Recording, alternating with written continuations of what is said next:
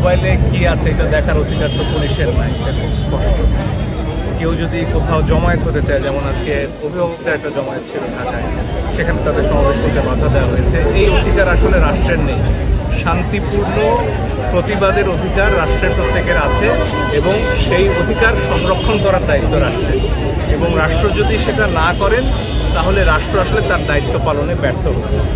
আমরা আদালতে যখন গিয়েছি, যখন আমরা বলেছি যে নিরস্ত্র বিক্ষোভকারীদের উপর গুলি চালানোর অধিকার রাষ্ট্রের নেই, সরকারের নেই, তখন আমরা আসলে এটাই বলার চেষ্টা করেছি যে একজন মানুষ যখন নিরস্ত্র অবস্থায় প্রতিবাদ করছেন তার উপরে সরকার বিনা কারণে গুলি চালাতে পারে না। এই ব্যাপারটা আমরা ঘুরে ঘুরে বলার চেষ্টা করছি। এবং বিশেষত যে জিনিসটা আমরা বলেছি যে 6 জন সমন্বয়ক এই বৈষম্য বিরোধী ছাত্র আন্দোলনের, তাদেরকে যেভাবে নিয়ে আটকে রাখা হয়েছে এটার কোনো বিধান আসলে আইনে নেই। কাউকে যদি পুলিশ গ্রেফতার করে তাকে 24 ঘন্টার মধ্যে আদালতে উপস্থাপন করতে হয়, আপনারা সবাই জানেন। এখন তাদেরকে গ্রেফতারও দেখানো হচ্ছে না, বলা হচ্ছে তারা নাকি নিজেদের নিরাপত্তার প্রয়োজন। রাষ্ট্রপক্ষ আজকে যেটা বললেন যে তারা মনে করেছেন তারা নিরাপদ থাকতে চান, এই জন্য তারা ডিবি অফিসে গিয়েছেন। এখন ধরুন আপনি বা আমি অনিরাপদ বোধ করছি, আমরা কি কোনো কারণে ডিবি অফিসে গিয়ে আশ্রয় খুঁজবো?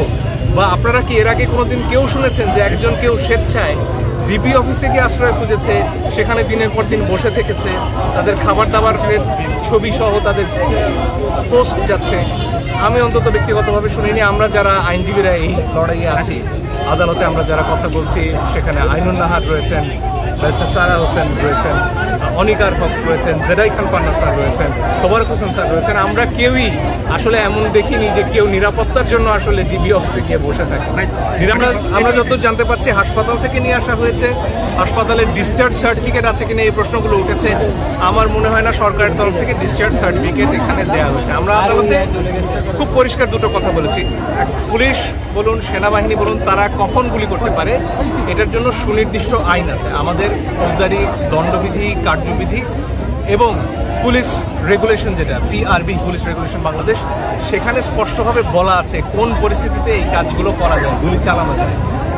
এখন পর্যন্ত যেসব ক্ষেত্রে আমরা ঘটনাগুলো দেখেছি, সেখানে আবু সাইদ বুক চিতিয়ে দাঁড়িয়ে থাকা অবস্থায় তাকে যেভাবে গুলি করা হয়েছে, কিংবা সর্বশেষ যে ভিডিও আমরা দেখছি যেখানে একজন সাধারণ মানুষ যিনি একটা নির্মাণাধীন ভবনের কিনারে বাইরে ঝুলে রয়েছেন, ওই অবস্থায় আক্রমণ করা তো অনেক দূরের কথা, তার জীবন বাঁচাতে তার আসলে সর্বশক্তি দিয়ে ওখানে টিকে থাকতে হচ্ছে, সেই অবস্থায় তাকে গুলি করা হয়েছে। আমরা আদালতে বলেছি যে আসলে এটা যদি যুদ্ধক্ষেত্রেও হতো, ওই ব্যক্তি তারা যদি এর আগে অস্ত্র নিয়ে লড়াইও করতেন এবং ওই একটা অবস্থায় পৌঁছতেন যেখানে তার হাতে অস্ত্র নাই, তখন তার উপরে গুলি চালানো জেনেভা কনভেনশনের বিরোধী।